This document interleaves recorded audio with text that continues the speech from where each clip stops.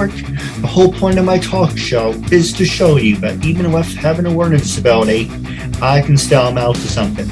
And at the same time, I'm able to turn myself into an example for people out there dealing with any types of learning disabilities and disabilities to never give up and prove people wrong. Prove to them that labels do not dictate who you are and who you're going to be, so prove them and stand out to something. My name is Keith Andrew, and today is episode 967. That is right, you heard it correctly, 967. We have a very special guest who is in the voiceover industry and in the upcoming professional actors. Won't say who it is, but you will hear from him when we come back from the commercial break. If you're watching on YouTube, LinkedIn, Facebook, and all social media, that's right, Facebook, Twitter, LinkedIn, and YouTube, make sure to like, subscribe, leave your comments, and interact with the Keith Andrew Network.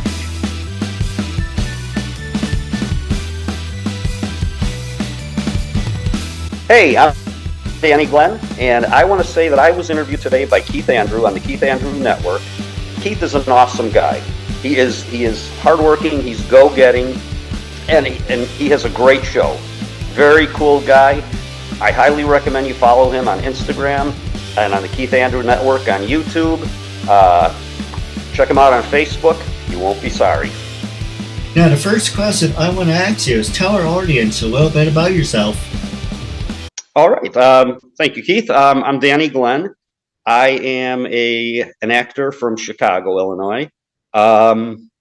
Let's see a little bit about myself. I really started pursuing acting a little bit later in life, right around my early 40s. And prior to that, for about 20 plus years, 25 years actually, was an accountant. I kind of never really, I didn't do acting in high school or college or anything like that. I just kind of fell in love with it through a church I was going to, actually. They were doing kind of a monthly program for the kids, and got the opportunity to act on stage. And really, after doing that for about a year, once a month,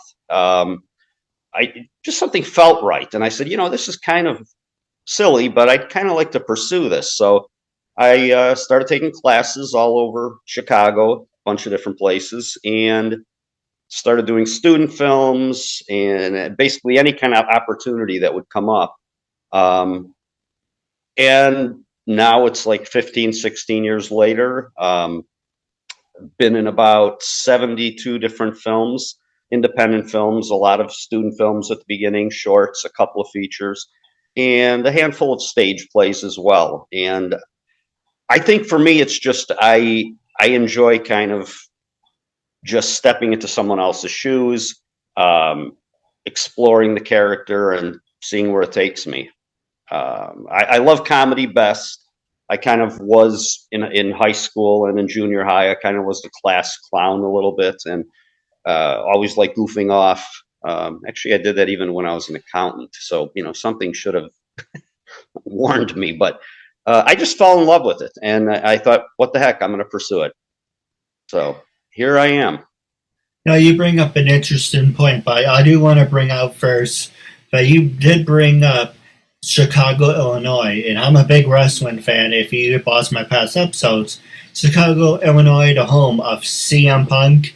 He's kind of like self-destructing right now, but he is one of my favorites.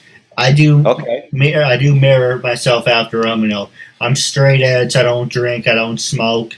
I walk to the beat of my own drum.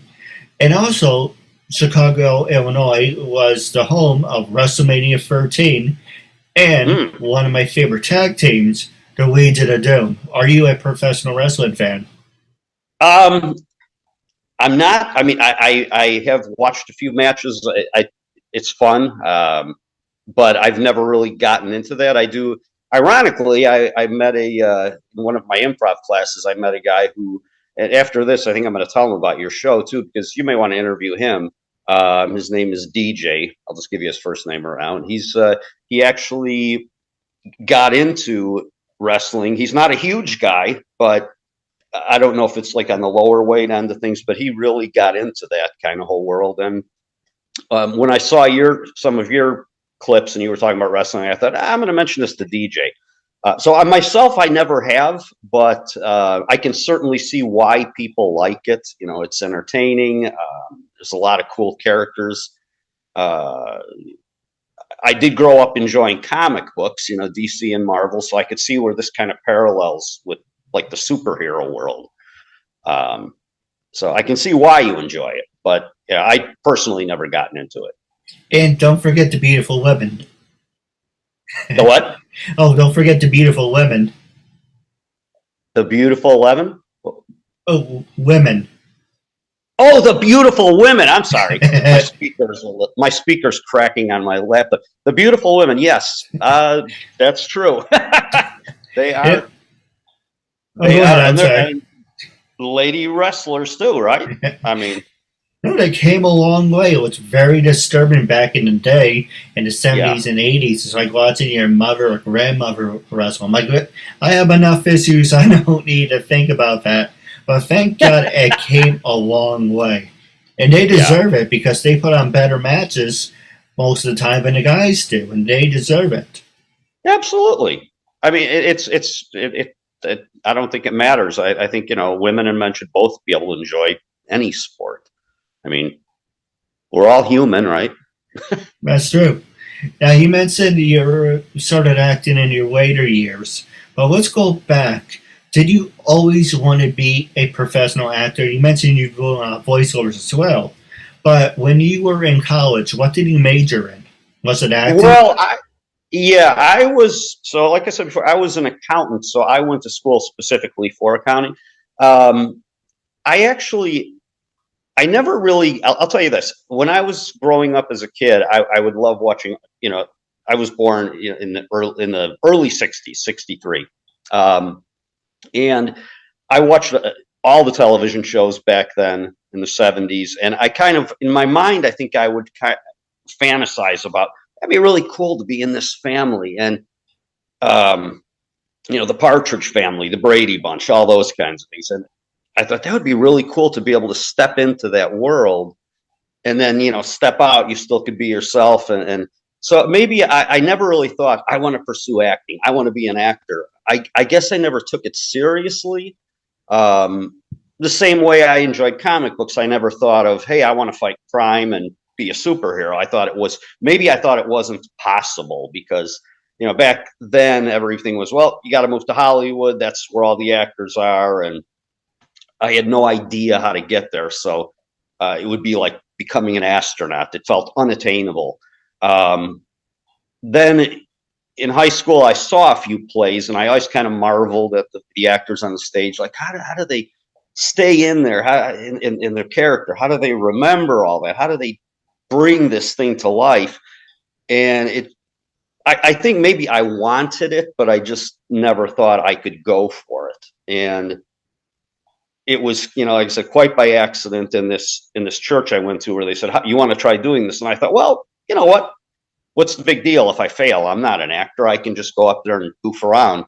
And after doing it for a month or so, just little sketches, I thought, you know, holy cow, I'm doing this. I could do this. They're just human beings. And so while I did go to college for accounting, I never really dreamt about being an actor or anything. I probably just, until I got in my later years, early 40s, and I thought, you know, hey, maybe this is something that's doable. And at that time, Chicago, you know, there's a lot of places to act in Chicago. CineSpace Studios now has been there for a number of years. There's TV programs filming in Chicago now, and all over the place.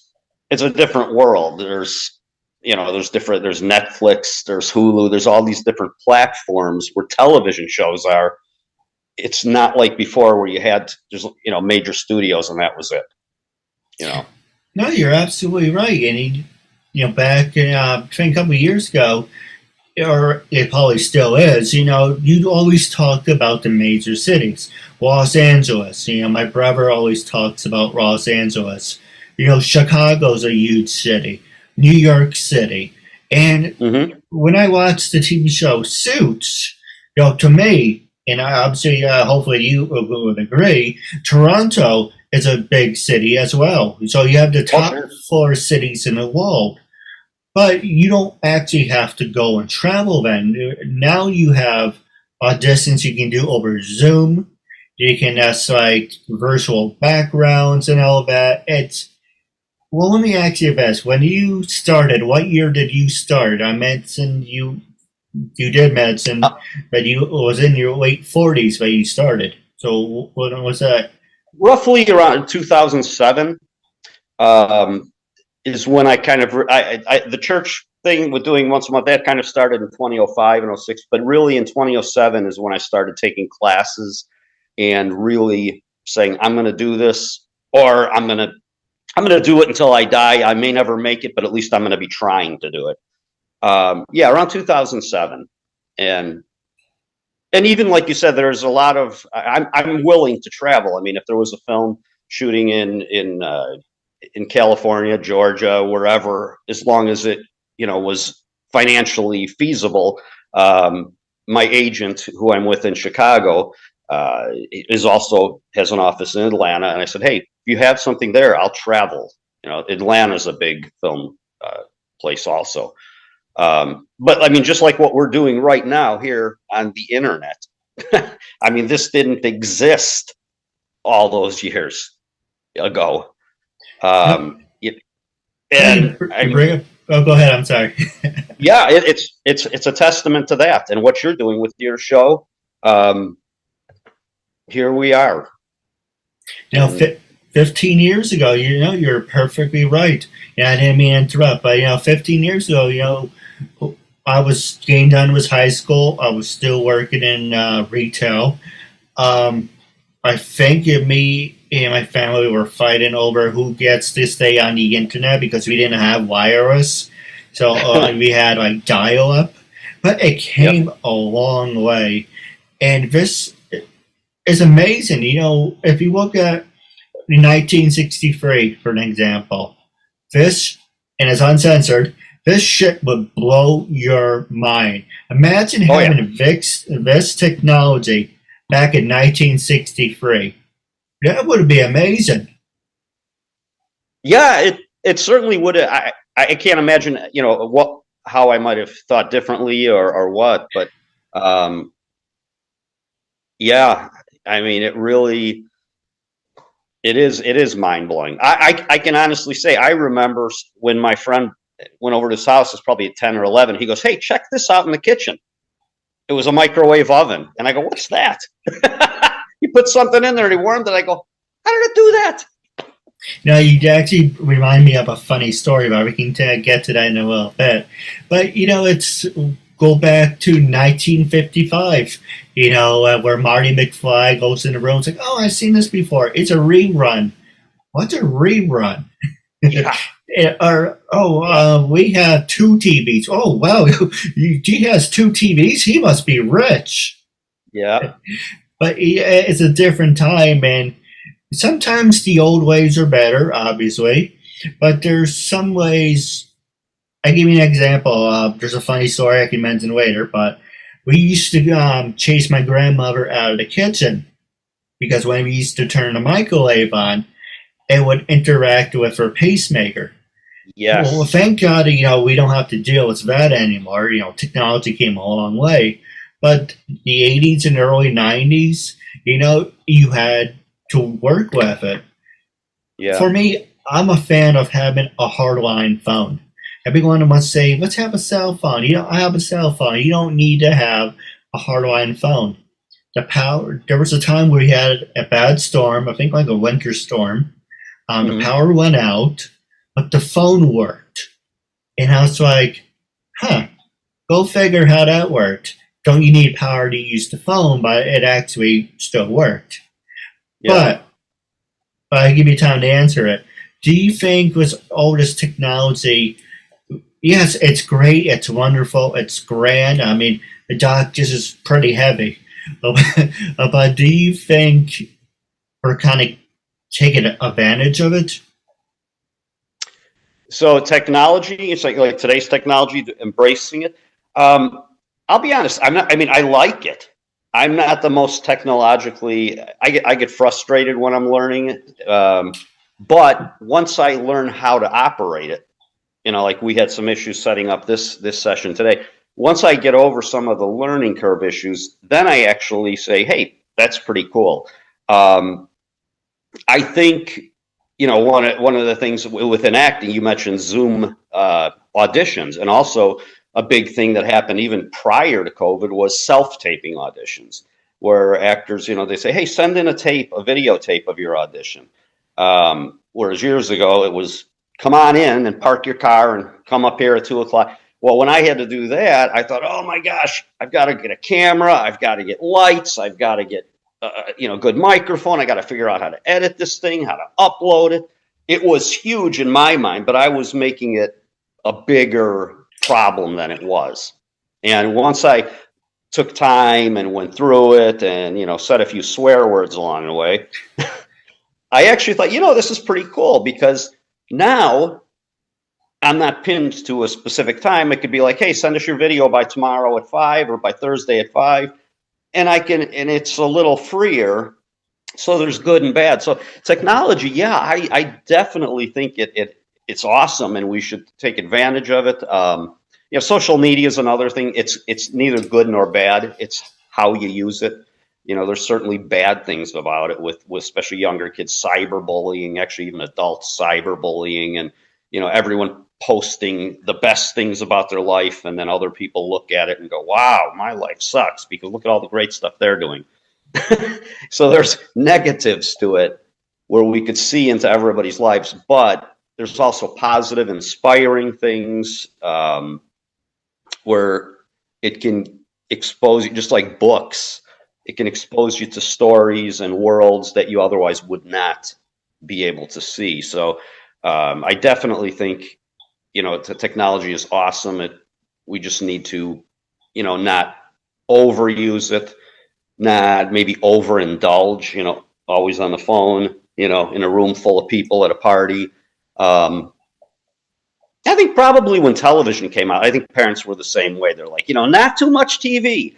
Oh, their kids are always in front of the TV. So that was the evil thing. But could you imagine, like, going to somebody's house back in those days and seeing like a party where everybody was glued to the TV and nobody was talking? It never seemed to, but the phone and the internet, there's so much there, it can overwhelm, and you can get pulled into it too. But so I would say one thing about, social media is like, if it's on Twitter, if it's on Twitter, it's going to be big, it's going to be grand, it's going to be wonderful, and it has to be true. If it's on the internet, it's definitely true. Yeah. But I like Twitter. It's I don't know what the hell Elon Musk is doing with it.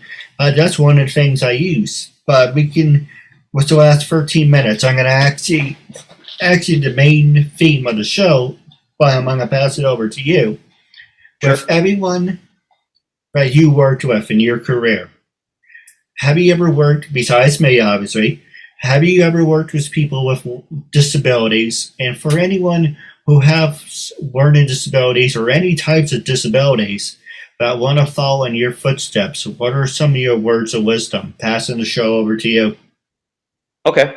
I haven't worked specifically like on a set or anything with any. I've probably, maybe I've worked with people that, were on an autism spectrum or something. But I think anybody, the word disability, I don't know. It kind of is almost like says like, you're like, this is less than or something. And I don't think that's true. I think it just means, I think everybody has some sort of challenge in life. Whether it's something learning disability or a physical disability, it could also be just anxiety, depression, anything like that. And I think the key is to, when you have a dream, whatever it is, that should be what you follow. And the disability, if it's, like sometimes when I would over the years if I had anxiety about something or didn't feel quite interested in doing a project because I was kind of in a depressed state at that time. I just thought, you know what? I'm not going to let it stop me. I'm just going to go do it and do it while I'm anxious or do it while I'm depressed, I guess. Because I think, yeah, anything, you know, we can kind of come up with all sorts of excuses on why not to do something. When I started acting, I thought of my disability, if I can, maybe I'll use that term, was that I grew up with just this overthinking, like, no, I can't. That's like 30 miles away. I'm actually like outside of Chicago, the city. And how can I get to the classes? How can I do this? How am I going to go into these films? I've never acted before.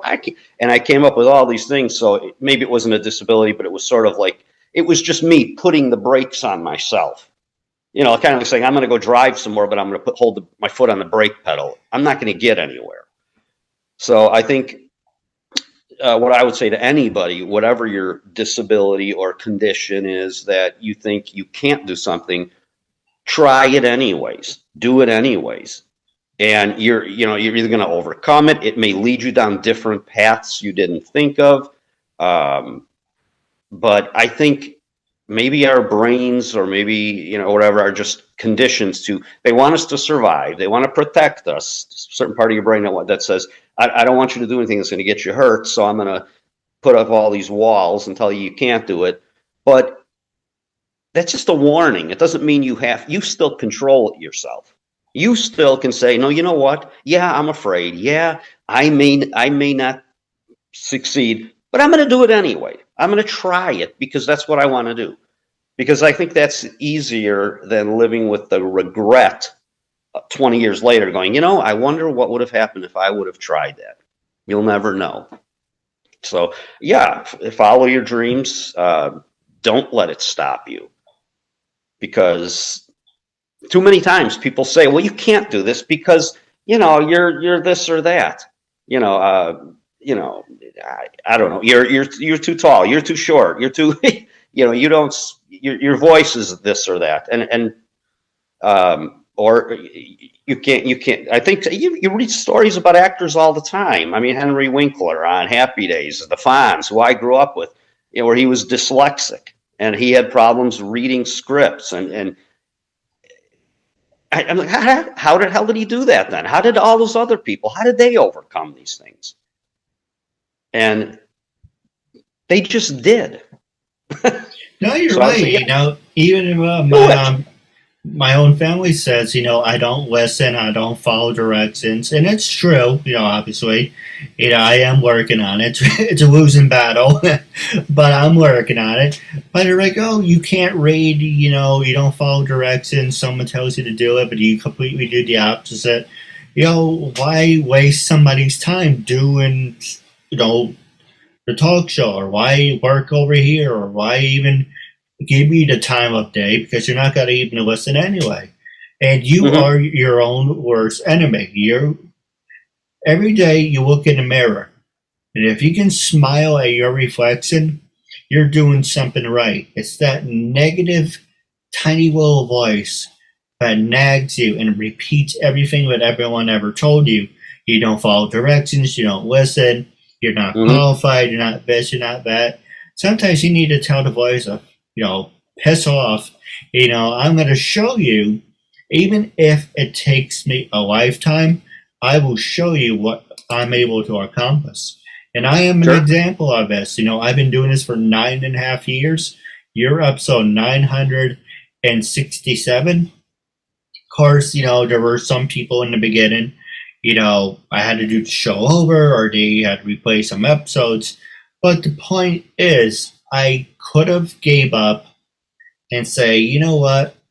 I could have used my disability as a crutch and say, I don't have to do it, and whatever mediocrity you want to throw out there.